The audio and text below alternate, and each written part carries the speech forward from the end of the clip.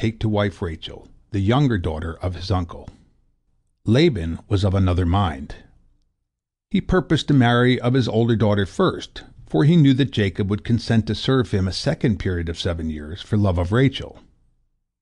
On the day of the wedding, he assembled the inhabitants of Haran and addressed them as follows: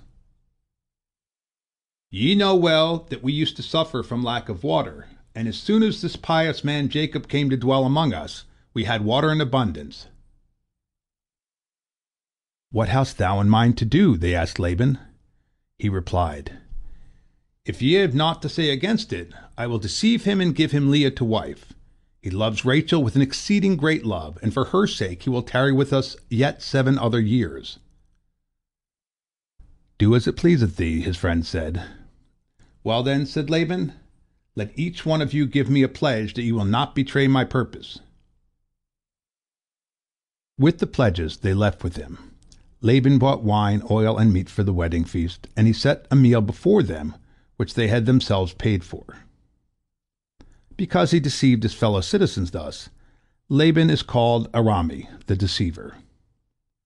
They feasted all day long until late at night, and when Jacob expressed his astonishment at the attention shown him, they said to him, Through thy piety thou didst a great service of loving kindness unto us.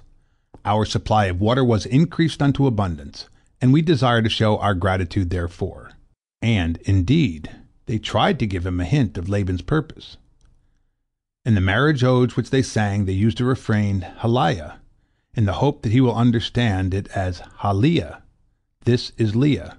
But Jacob was unsuspicious and noticed nothing.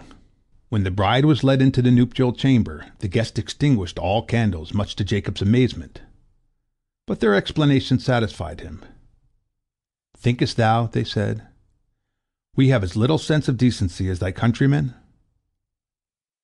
Jacob therefore did not discover the deception practiced upon him until morning. During the night, Leah responded whenever he called Rachel, for which he reproached her bitterly when daylight came. O thou deceiver, thou daughter of a deceiver, why didst thou answer me when I called Rachel's name? Is there a teacher without a pupil? Asked Leah in return. I but profited by thy instruction. When thy father called thee Esau, didst thou not say, Here am I? Jacob was greatly enraged against Laban, and he said to him, Why didst thou deal treacherously with me? Take back thy daughter, and let me depart, seeing thou didst act wickedly towards me. Laban pacified him, however, saying, It is not so done in our place to give the younger before the firstborn. And Jacob agreed to serve yet 7 other years for Rachel. And after the 7 days of the feast of Leah's wedding were fulfilled, he married Rachel.